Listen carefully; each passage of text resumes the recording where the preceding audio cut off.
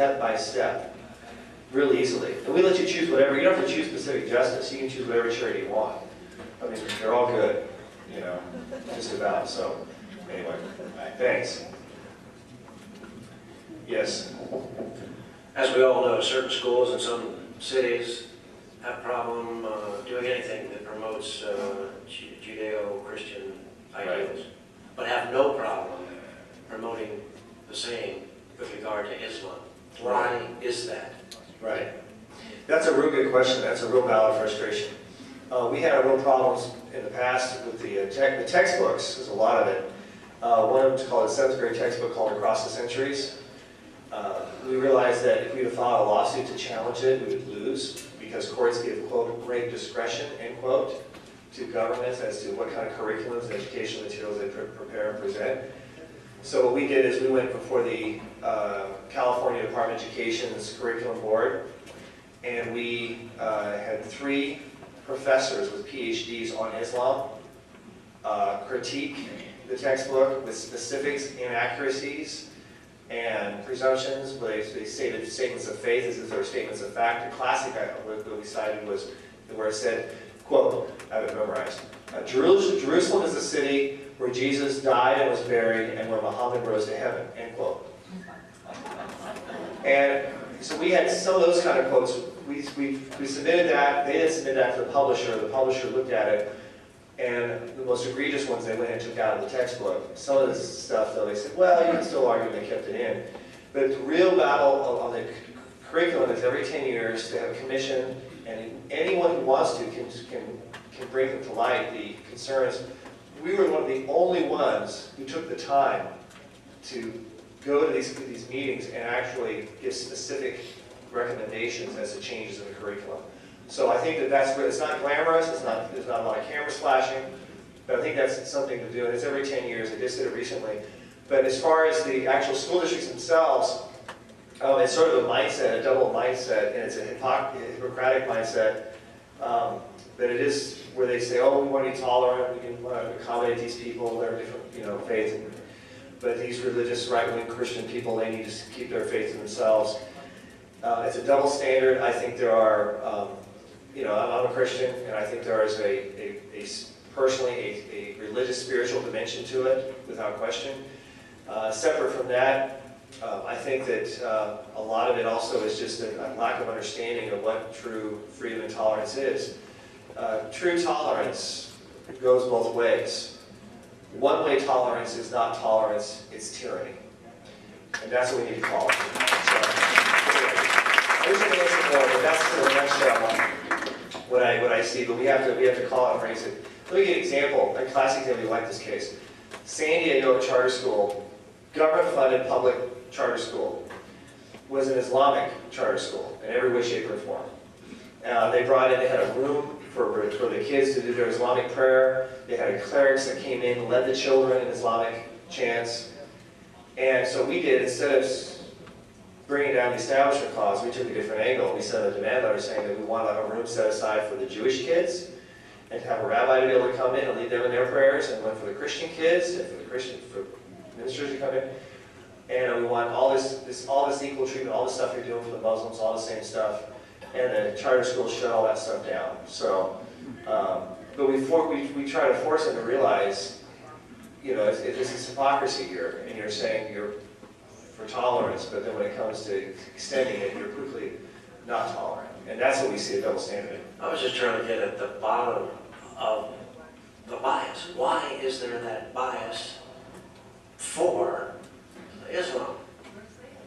Yeah, intimidation, fear. I think that's actually that is a good bit of it. Intimidation, fear. I mean, how many of you would go into would wear a T-shirt saying this is they come with a drawing of the face of Muhammad on it and saying this is what Muhammad this is Muhammad front and back. I mean, how many of you would feel comfortable walking in many parts of LA or different parts of society?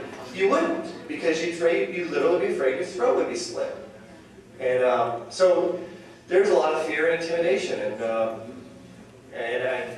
I'm right now doing a lot of reading and trying to figure out for myself how do I grab onto this to have more of a macro solution to this I've seen in our country. So it's something I'm working through, so pray for me on that, because I really want to be productive and not just reactive, but it is a serious concern. One last question, I guess. Oh, do you have two more? Okay, yes. Yes, go ahead. Yeah, I don't know if this is what we're talking about, but how come if you have a certain view of the Constitution, you're constantly attacked by the left and the media like MSNBC is a racist? If you think marriage is between a man and a woman, you're homophobe. If you think that the employers should make sure their employees are legally or anti-Mexican, how come, that's constantly in the media, and I even think it even influences California because we're so afraid to vote a certain way, we're perceived, if you vote a certain way, you're perceived as a racist or a bigot, or you hate women if you don't like abortion. How is that? Yeah, I think so. Well, first, learn Spanish. Porque las personas se vuelven decir el cerebro bilingüe. That's part, that helps. But seriously, the question is, how do we deal with the, like we had Prop 8 and then the other issues dealing with immigration, and once you take a position, they assume you're a hate monger, and they throw big stereotypes and name calling. And what I think we need to do first off is know what our position is, argue it from a policy perspective, and then when they name calling, say, I don't think name calling is productive here, and I'm not going to participate in it. When I'm debating things, they start their name calling. In fact, I was once on this is funny, this is a long time ago. I was on this public broadcasting station out of San Francisco, your PBS station. And they had this I don't know why. I was only on it once, but you'll know why in a second. But I was on this program, and it was a homosexual rights case issue, dealing with public school pushing it, and he sat me next to this activist, and anyway, he went and used the word homophobe.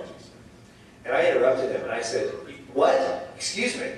I will not stand here on this program and allow that kind of bigoted, deophobic language and stereotyping on this program. There's no place for that kind of bigoted language and stereotyping. I will not tolerate it." The guy was just like... And so I just immediately call it, I immediately address it. I think that's... And so that's... And then to bring it back to the analysis, like for example, on Proposition 8, when I debate on the radio stations, I took it from a civil rights perspective. I said, look, this is not a civil rights issue. I said, individuals have the civil liberties to engage in all kinds of relationships and all kinds of personal commitments they wish. We have a free society, all kinds. And I listed a number of different kinds just to show how broad it is. Several men, several animals, whatever. All kinds of relationships, and it's legal. They have that freedom. So it's not a freedom, liberty, civil rights issue. It's a question of whether we want government endorsement, government recognition of this particular kind of relationship. And for that, we have, since it's government involved, we have to ask the question, the fundamental question: does it promote the general welfare? Are they encouraging something that will inherently benefit society for them to give extra recognition to? And if you look at the medical studies, the social studies, the suicide rate, and everything else, you'll find that this is not benefiting the general welfare. And that's totally separate from the rights and liberties of individuals to engage in different kinds of relationships that they feel personally they wish to engage in. And so bifurcating is really important, I think, in helping people understand those kind of issues. That's my opinion. So thank you. I got some questions ready. Those are really good. We can talk afterwards too. If not time for analysis. Oh, sorry about that. But where does Prop 8 now stand? Real quickly.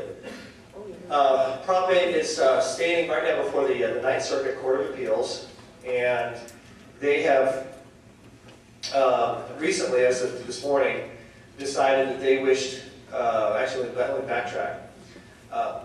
When this was on appeal, there's a big question as to standing, because the Attorney General and the Governor did not do their job. And so what we did at Pacific Justice is we went, as I said before, we argued this before the State Supreme Court, and basically arguing that with the California Government Code, as well as their oath of office, it is the job and mandate and responsibility of the Attorney General and the Governor to enforce and protect the Constitution of the State of California, and the Constitution has Prop 8 in it. And so, because the voters put it there. And we